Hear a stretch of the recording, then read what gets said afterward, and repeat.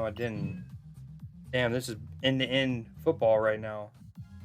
Man, I'm pretty bummed at myself for not getting either the premium mystery variant or the not the werewolf title, which was weird because obviously that wasn't even the initial title. They like added that near the end just as like an add-on. Ooh, that's sick. Dude, that is dope. Oh my goodness, what a cool card. The horse, the angle, this is dude, the sun, the camels, the dunes, Tessa Thompson, fired. That might be the sickest conquest variant we've gotten yet. That's saying something. Not a duck. Oh man. Wait, where are y'all seeing these? Is that what you messaged me? That looks like a sketchy ass website, Matchy. CloudFront main. I don't even know if I want to click on it. Okay, my girl is getting brought back down just a slight bit. We're happy that the latest creates space for this card in the metagame. However, its performance indicates we overshot that mark. One of the best cards in the game for the last few weeks, and even the top performer in some Annihilus shells. That's right, over Annihilus himself. Given we're seeing those decks outperform. Okay, Darkhawk down a point. May sound surprising, but Darkhawk has continued to soar after moving to 5 cost. In fact, it's spent the majority of the time since as one of the highest win rate cards in the game, often the highest. We've given it a few weeks to see if the metagame would demonstrate the kind of healthy churn we'd like to see. After little to no change, we're taking action. We want Darkhawk to continue playing an important role in the metagame. All of this, though, is like I'm going to miscalculate when my opponent's about to play Darkhawk because I'm going to like, oh, he's got 5, it's 5-4, or think it's a 0 again. Leech. 4-2. Terrorize the snap. It's been a while since he terrorized. Shifting. I respectfully disagree because I faced him a couple times in my conquest before the season turned. Shifting it to only effect on reveals solve the frustration Leech created. Not in the deck I was playing. But at 5-3, the stats have been too weak to compete. So he's a 4-2. Ella's new access energy. But yet Shang-Chi is a 4-3.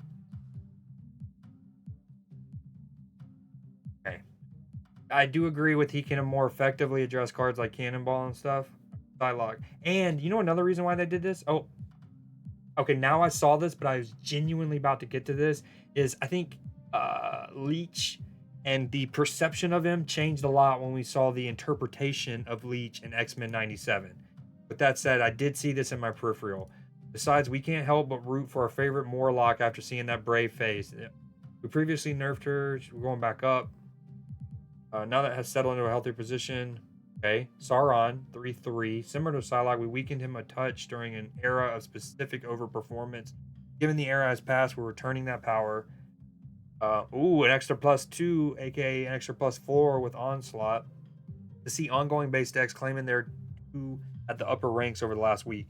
One card that has continued to suffer in an awkward in-between spot is Claw. As a 5 cost, that's fairly restrictive. Because Claw has a novel restriction and gameplay reward. We're adding power to the ongoing effect to further emphasize those unique.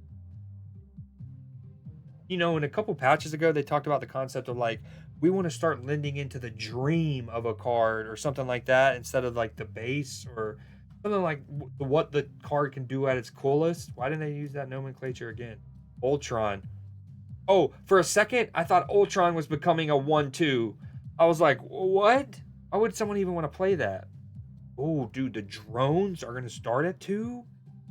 Metagame threat in the early days. Ultron's gotten weaker as decks increase their focus on filling each location and more efficiently concentrating power. The drones already have predators in the metagames. A metagame thanks to Killmonger and Lady Deathstrike, and Ultron himself is quite vulnerable to Cannonball. This is a lot of power to add to Ultron, so we might need to come back and take some away from Ultron himself. But we decided not to do so preemptively in case it wasn't necessary. I agree with that because if the logic is, especially since we've seen a lot of Cannonball lately, so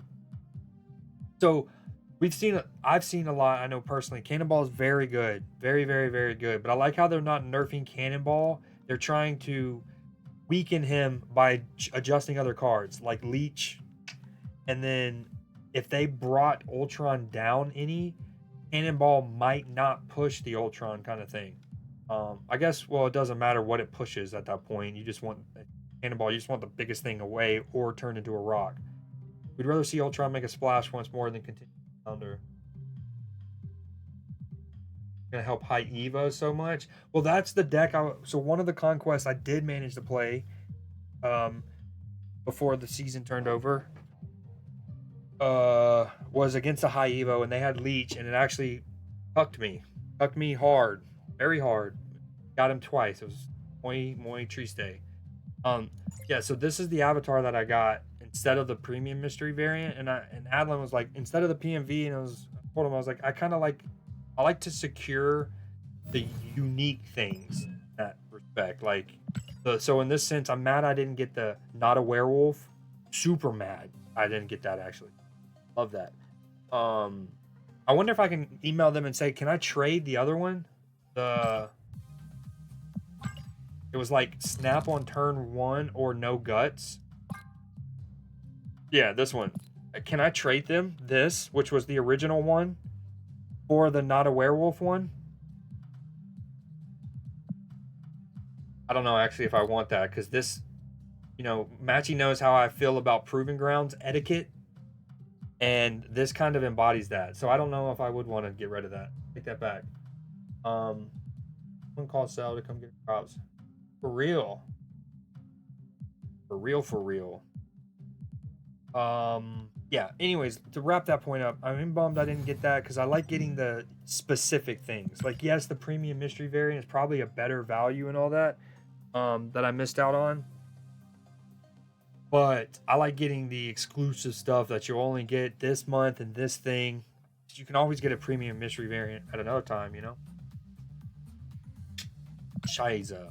I didn't get roped by freaking, what was his name? Like, consistently quiet or something? Asshole. You take him out. We want another, just a beefcake. We just need beefcakes in our lineup right now. You know what I'm saying? I'm going against a lot of deaths. I might put death in because it could either get transformed. Hell, a card can get transformed into it, and then I can also put one down potentially.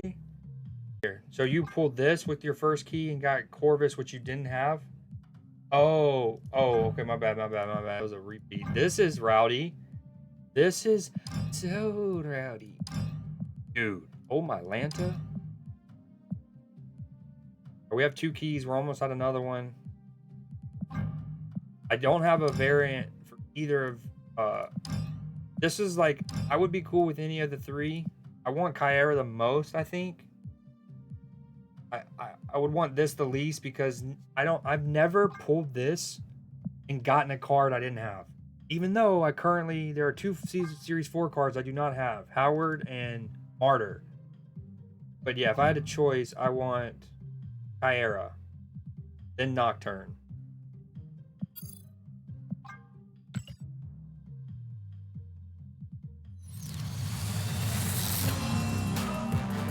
We take it. I might not even open it anymore. I mean, Nocturne's cool. 3/5 that can move like a Nightcrawler. Can get buffed. Ooh. The Nightcrawler that can go in a Silver Surfer package. And it gives you the Scarlet Witch changing stuff. Which, again, I mentioned one cool thing about it. It's the first card that can let you go in and change a Crimson Cosmos now.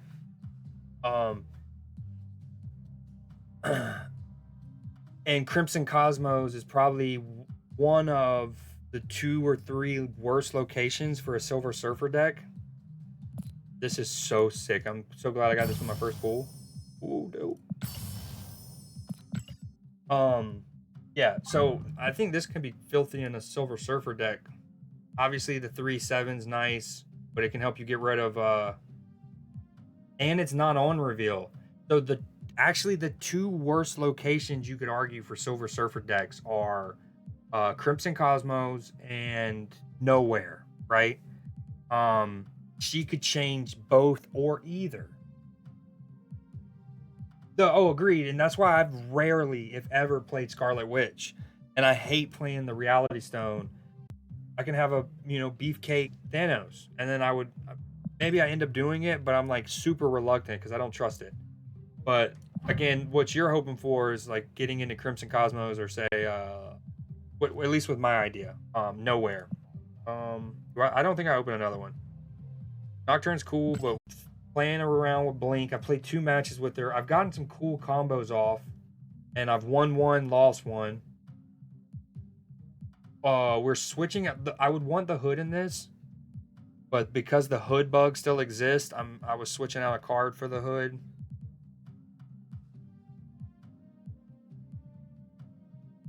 Ooh, Storm a lane. Potentially blink it and it something big, juicy already.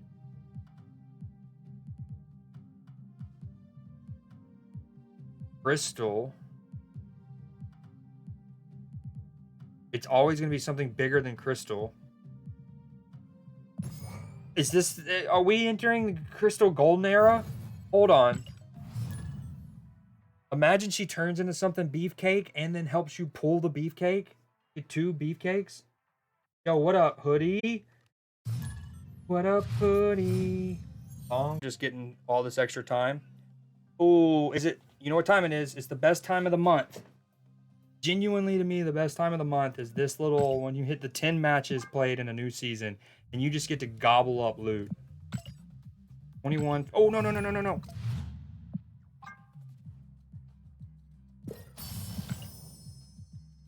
$21.50, $4.50, 850 credits, 1,350 credits. Gotta love it. Gotta love it. Oh, 40 Khazar boosters. Lost track of the multiverse. Heard that. Relatable. Hey guys, they still haven't done your boy's idea. Yo, what up, Sav? Welcome back. Welcome back. How's the computer? When do you think we'll get a mega borders for these, if ever? All right, Gamba time. Sav, you're getting involved. Patchy. We want other. Ooh, that was fire. Sorry, whoever voted.